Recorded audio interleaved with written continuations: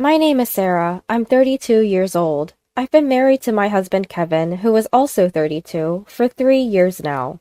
Both of us work full-time jobs, juggle household chores, and we've been making it work. We don't have kids yet, but life has been fun, just the two of us. I work in sales for a trading company. A tough job, but it pays well, while Kevin earns less. But he loves his work and takes pride in it, and I've always admired that about him. Kevin often goes fishing, his hobby, and I was okay with it because it was his way of taking a break from work. We keep our finances separate. Aside from splitting the rent, I cover all other living expenses. It's never bothered me. I didn't have hobbies like Kevin, and I enjoyed watching him have fun. I save up more, and I felt it was okay for me to support him financially. That's how I genuinely felt. If there was one thing that bothered me about Kevin, it was his family, especially his mother-in-law. We live close to them, and because mother-in-law has trouble walking, Kevin often visited. I didn't mind it much, and I'd accompany him whenever I could. Today, on our rare day off, we brought a gift and visited mother-in-law. Well, it's been quite a while, hasn't it? Sorry we've been away. Mother-in-law sighed, seemingly annoyed. It's only been 2 weeks since we last visited. Kevin went alone last week because I had to work on my day off. You may be busy with work, but you're also a wife, you know. Yes. Every time we meet, mother-in-law throws snide comments my way.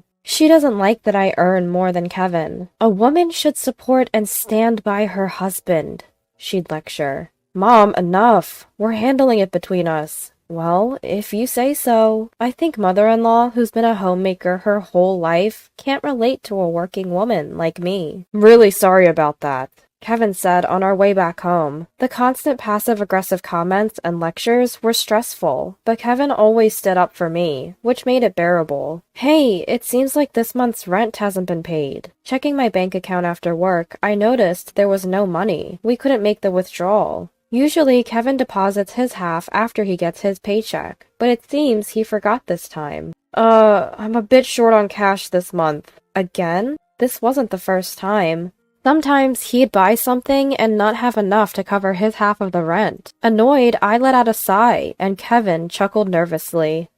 Sorry, can you cover it this time? He said it like it was no big deal. I'd understand it if it were once in a while. After all, we all want to make a big purchase sometimes. But didn't you say the same thing last month? It's a limited edition fishing rod. You said the same thing last month, didn't you? Couldn't you have discussed it with me before buying it? Even though we have separate finances, if we can't stick to the budget, we can't make it work, especially when Kevin only pays half the rent.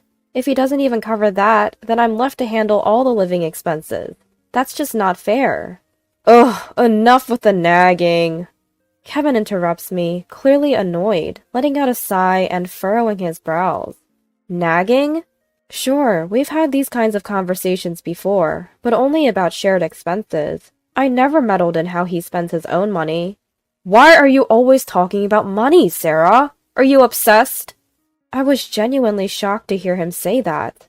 Well, we can't live here if we don't pay the rent, right? Talking about money all the time is unattractive. What? Unattractive, Kevin says, looking right at me. Why would he say something like that? I liked that Kevin wasn't concerned about money, and I was okay with managing our finances. And now he calls it unattractive? Seeing my silence, Kevin seems to think he's won the argument. He relaxes his face and lets out a resigned sigh. You know, like my mom always says, a woman should stay home and support her husband. What? If you don't make me look good, you're the one who's going to be embarrassed. Kevin says this dismissively, then turns his attention back to his phone. I was at a loss for words. Kevin always apologized for his mom's outdated views, saying she didn't understand me. Was that his true feeling? What does making him look good even mean? Is it just about silently supporting the household? I'm home! Welcome back! I was greeted by my mother-in-law, Susan, after a long day at work. What? Susan? I wasn't informed she'd be here today. Ignoring my surprise, Susan takes my bag and heads inside. I rush in and am speechless at what I see in the living room. What is all this? Boxes and belongings are cluttered everywhere, leaving no space to walk. Not just Susan, but my father-in-law is here too. Kevin is casually watching TV and drinking a beer. What's going on here? Lower your voice. What is all this? Kevin frowns at my confusion.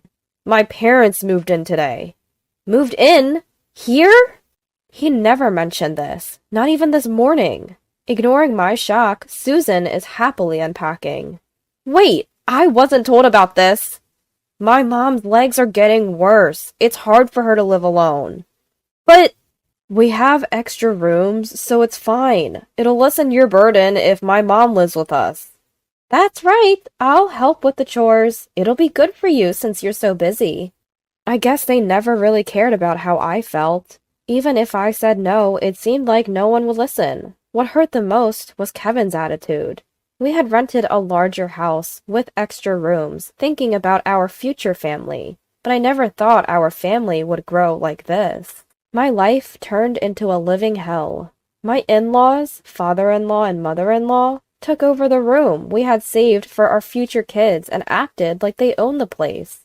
I couldn't even sit on my favorite sofa or use the dining table anymore. I was expected to do all the housework and wasn't even allowed to sit. The only time I could sit was when everyone else was asleep.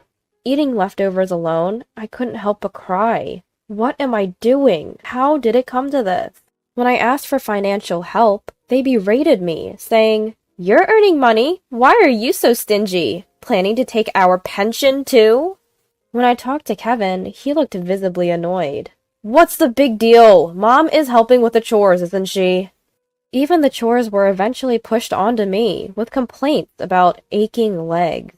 I did the laundry, but I didn't like having my father-in-law and mother-in-law do the washing together. I ended up doing my own laundry, and despite the increased workload and financial burden, no one listened. Worse, I was told, "I didn't think you were such a cold person. If you have complaints, then leave." The Kevin who said this was not the Kevin I had loved. Maybe I should leave. I never thought I could be happy with these people. Your cooking is bland. I don't like the clothes. Why are you so slow? Don't you care about your family? Every day I was criticized for various things. I got used to seeing my meals thrown away and my belongings tossed into the trash. I felt nothing anymore, even when they nagged me daily. About this month's living expenses. You're still talking about that? You earn well, it's fine. But my credit card is being used without my permission. Is this all you, Susan? I just borrowed it. I'll pay you back eventually.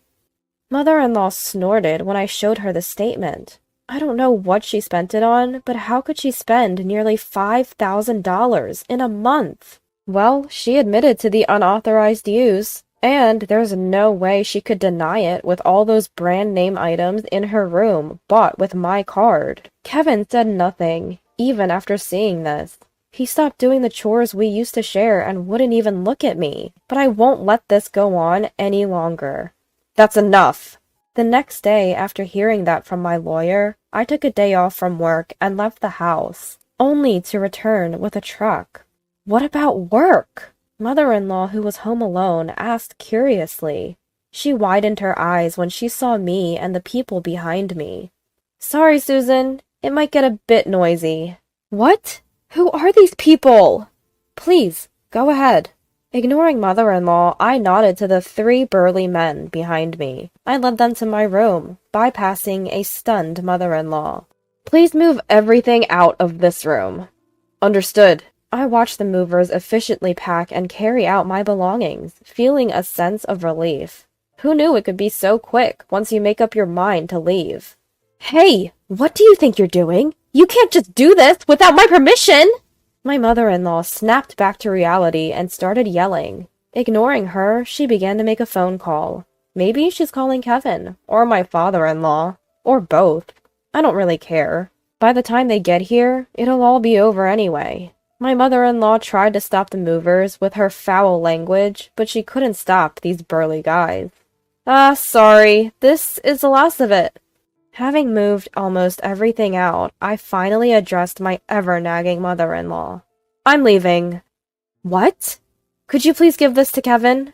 As I tried to hand her an envelope, the door burst open with a loud noise. Kevin, out of breath, was standing there. As expected, he arrived after everything was done. The whole moving process took just about 30 minutes. What is this? Kevin looked at my empty room, lost for words, and then glared at me. What are you trying to do? Perfect timing. Here, this is for you. Ignoring Kevin's intense glare, I smiled and handed him the envelope. Stunned, Kevin looked inside and was visibly shocked. Divorce papers? What? My mother-in-law also peered over, her eyes widening. How dare you give divorce papers to my son? It means exactly what it says. Shall we get a divorce? My son married you! You should be grateful and serve this family! The movers, who had been waiting, frowned at my mother-in-law's outrageous comments. Seeing their reactions, I was convinced that her behavior was indeed abnormal. Good, this isn't normal. You did say, if you have complaints, then leave, right? I didn't mean it like... Kevin hesitated. He probably never thought I'd actually leave. He couldn't have imagined I'd walk away. So you thought I'd just quietly obey? Well, I have plenty of complaints, so I'll do as you wished and leave. I'm not stupid enough to stay here and endure this. Leaving those words for a stunned Kevin, I walked out of the house with the movers. Sorry for involving you in this mess. I apologized. No problem. We understand, they smiled. You've had it tough, they all said, comforting me. I couldn't hold back the tears anymore. I was scared. I was sad.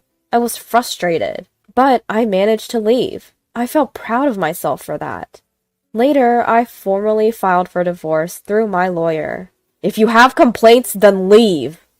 After that conversation, I had been quietly preparing for divorce. I consulted a lawyer and gathered evidence to support my reasons for divorce. Every complaint and snide remark from my mother-in-law and Kevin was recorded. I also documented any meals or personal items they had unjustly thrown away. My lawyer said I had enough evidence, so I immediately started the moving process. I had already signed a lease for my new place. All that was left was to move my stuff in. I chuckled at the few boxes that contained my life, but the thought of being surrounded by things I love excited me. I had to leave behind my favorite sofa and dining table, but I can always find new favorites. I heard from my lawyer that Kevin was stubbornly refusing to divorce. Apparently, Kevin and my mother-in-law even stormed the lawyer's office, demanding to know where I was. They also staked out my workplace, but my colleagues, who knew the situation, helped me avoid running into them. The evidence I had gathered against Kevin, my father-in-law, and mother-in-law was damning. If it went to court, I'd have the upper hand.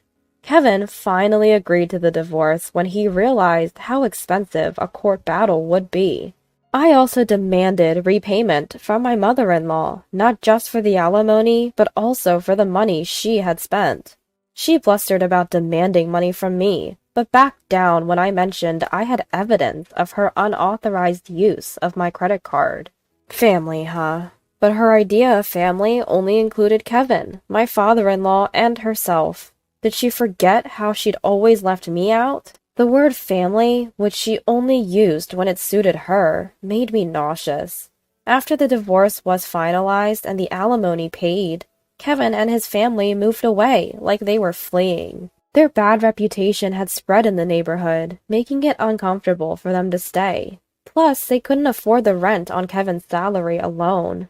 Now, they're apparently living in a small house in the countryside, scraping by on Kevin's meager income and the parents' small pensions.